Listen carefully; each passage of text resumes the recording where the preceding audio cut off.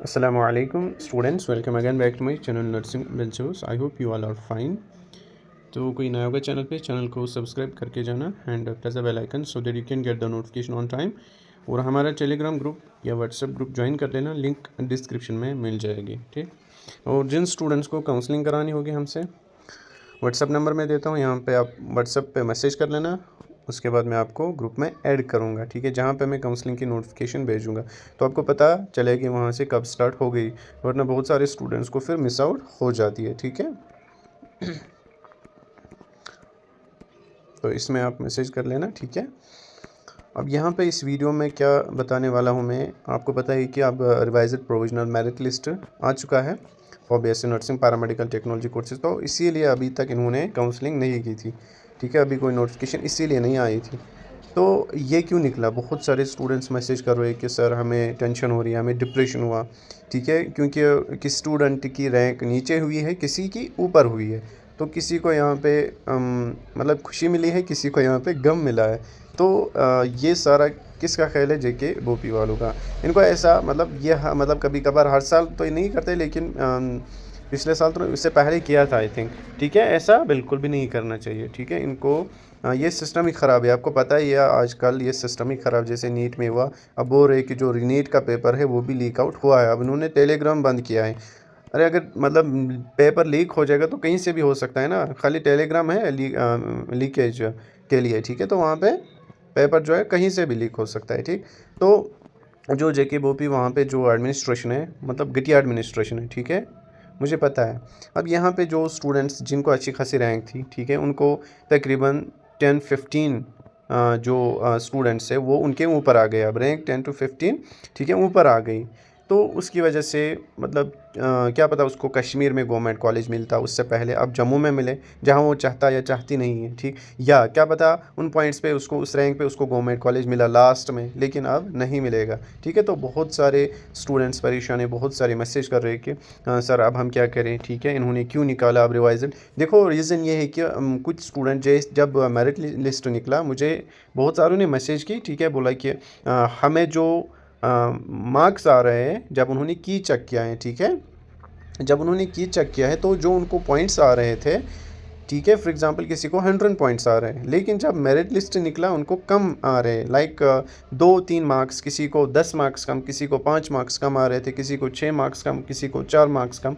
ठीक है, जितने भी मार्क्स कम आ रहे थे तो उन सारे स्टूडेंट्स ने, सब ने नहीं किया होगा, कुछ स्टूडेंट्स ने वहाँ पर रिप्रेजेंटेशन डाली है जेके बोपी वेबसाइट पर। मुझे बहुत सारे ने बोला है कि सर हमने डाली है, तो मैंने बोला वहाँ से, उन्होंने क्या पूछा, उन्होंने बोला कि जेके बोपी वालों ने हम बोला कि हम रिवाइज्ड मेरिट लिस्ट निकालेंगे। तो मुझे मतलब यकीन नहीं हो रहा था कि वो सच में निकालेंगे। ठीक है, बट फाइनली उन्होंने निकाला। यही रीज़न है क्योंकि बहुत सारे स्टूडेंट्स को कम मार्क्स आ रहे थे मेरिट लिस्ट में, हालांकि वहाँ से की जब चेक कर रहे थे तो वहाँ से ठीक ठाक, मतलब उससे ज़्यादा मार्क्स आ रहे थे, इसीलिए रिवाइज्ड की निकाला जेके बोपी वालों ने। ठीक है, तो इसीलिए आपकी जो रैंक है किसी स्टूडेंट की, मतलब फॉर एग्जांपल अगर कोई स्टूडेंट है, उसकी रैंक फॉर एग्जांपल मैं एग्जांपल दे रहा हूँ 700 थी पहले मेरिट लिस्ट में। ठीक है, 700 थी। अब जब मेरिट लिस्ट निकला उसकी रैंक फॉर एग्जांपल 1690 हो गई, तो उसके लिए फ़ायदा है ना, अगर उसकी रैंक नीचे हो रही है, ठीक है, तो उसके लिए फ़ायदा है। ठीक, आई बात समझ, 690 और मतलब 10 ग्रेड वो नीचे आ गया। ठीक है,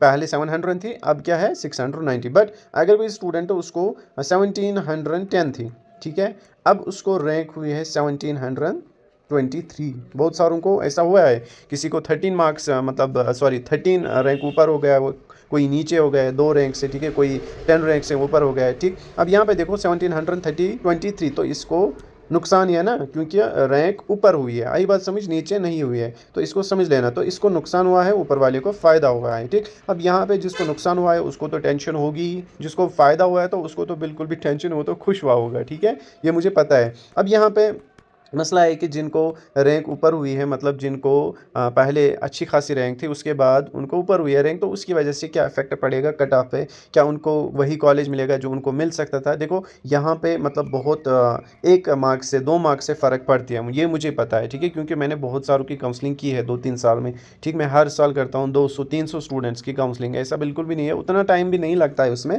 ठीक है, एक स्टूडेंट को काउंसलिंग करने में। अब यहाँ पर मुझे पता है कि 1 पॉइंट से क्या फ़र्क पड़ता है। ठीक है, 1 पॉइंट से आप गवर्नमेंट कॉलेज जा सकते हो कश्मीर में, एक पॉइंट से आप जा सकते हो जम्मू साइड गवर्नमेंट कॉलेज में, एक पॉइंट से आप जो पीछे रह सकते हो किसमें, गवर्नमेंट कॉलेज में। आई बात समझ? तो एक पॉइंट डिसाइड मैटर करता है, ये नहीं कि मतलब कट ऑफ वही रहेगा, लेकिन फिर भी मैटर करता है पॉइंट्स। अगर 10 मार्क्स, अगर आपको फॉर एग्जांपल पहले 100 रैंक थी, अब इस वाले लिस्ट में आपको 110 रैंक आ रही है, तो 10 स्टूडेंट्स आप ऊपर गए, ठीक है। तो जो अगर 100 पॉइंट्स 100 रैंक पे आपको कोई गवर्नमेंट कॉलेज मिलता, क्या पता आप 110 रैंक पे आपको नहीं मिले, मुझे पता ही नहीं मिलेगा, मतलब एग्जाम्पल दे रहा हूँ, ठीक है।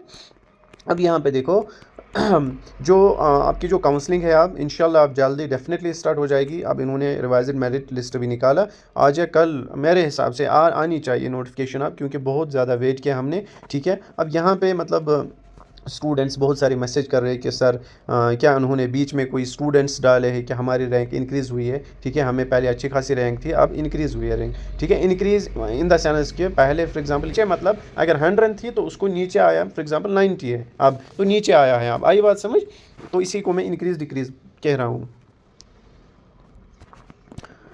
अब बहुत सारे स्टूडेंट्स मैसेज कर रहे हैं कि सर क्या इन्होंने बीच में स्टूडेंट्स को डाला है, ऐसा मतलब नहीं किया होगा इन्होंने, ठीक है। बल्कि जो स्टूडेंट्स जिनको फॉर एग्जांपल इन्होंने कम पॉइंट्स दिए थे, ठीक है, फॉर एग्जांपल आपसे पहले कोई स्टूडेंट होगा, नहीं आपके बाद कोई, आपको फॉर एग्जांपल पॉइंट्स आ रहे हैं 100 पॉइंट्स, ठीक है, ठीक है।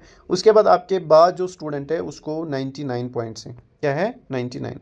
अब जो 99 वाला है उसको की पे दिखाया फॉर एग्जांपल 101 या 102, की पे दिखा रहा था जब उसने की चेक 102।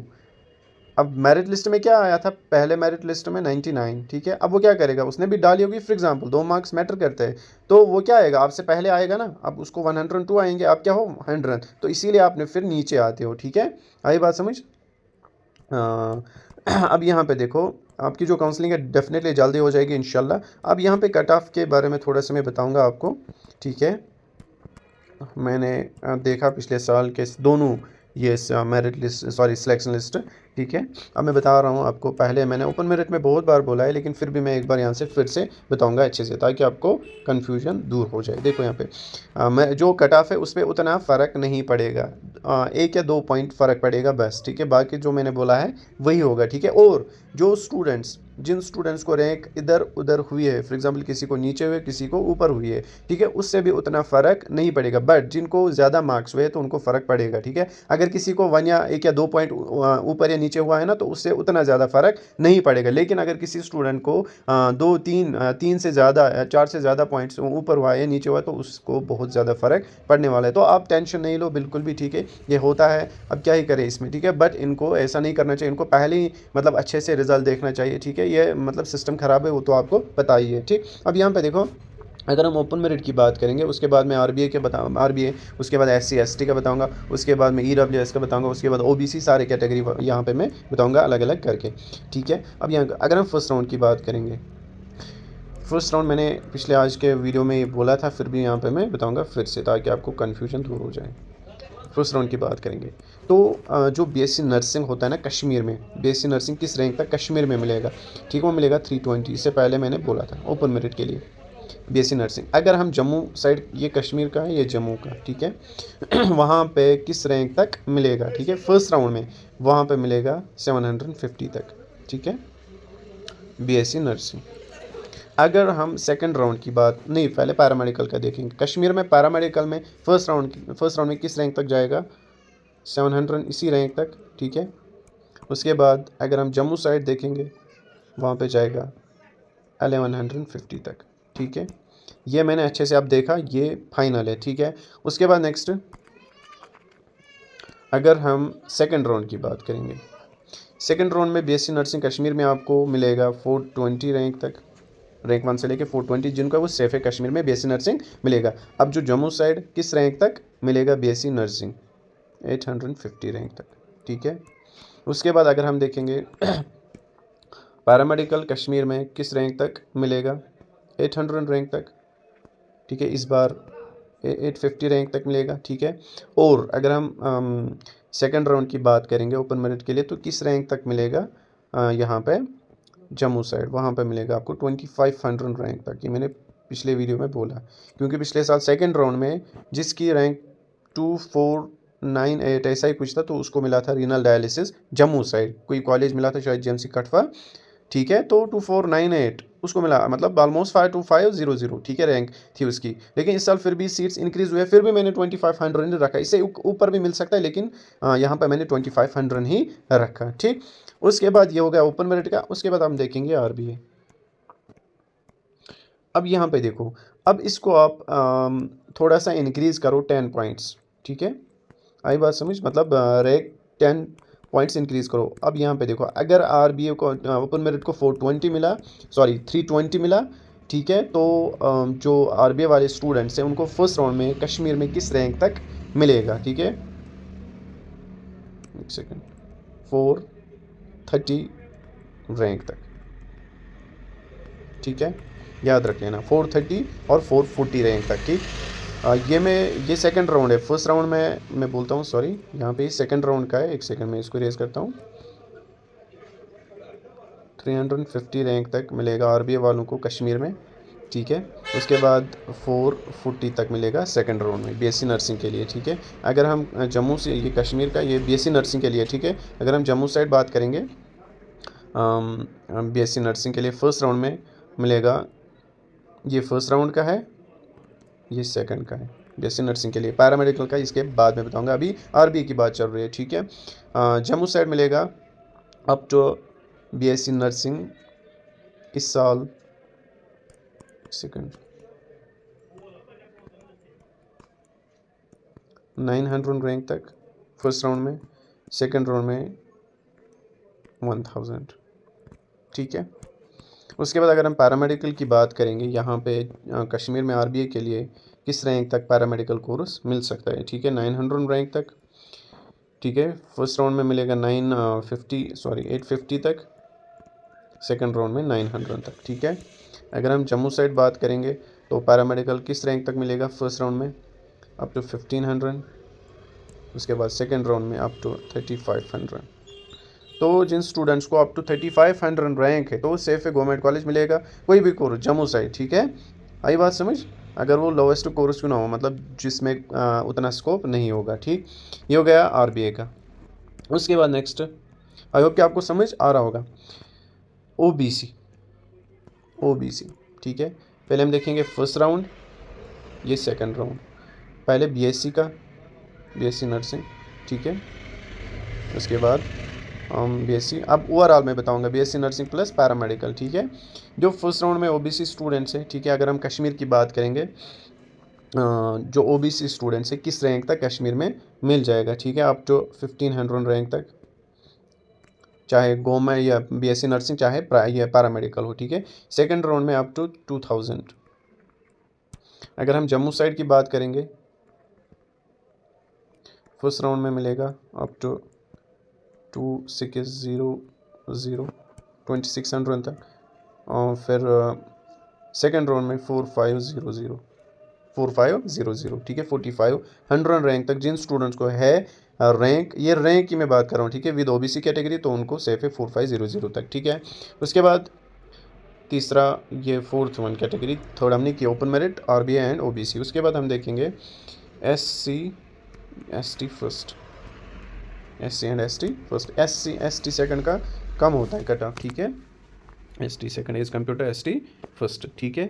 तो ये किस रैंक तक सेफ है, अगर हम कश्मीर की बात करेंगे, चाहे वो सेकंड राउंड, चाहे फर्स्ट राउंड, चाहे वो ये पैरामेडिकल हो, चाहे बीएससी नर्सिंग हो, ठीक है। अगर हम कश्मीर की बात करेंगे, कश्मीर में ये अप टू 6000 सेफ है, 6000 रैंक तक, सॉरी ये वो एसटी सेकंड का है, सॉरी यहाँ पे 4500 रैंक तक। अगर हम जम्मू की बात करेंगे,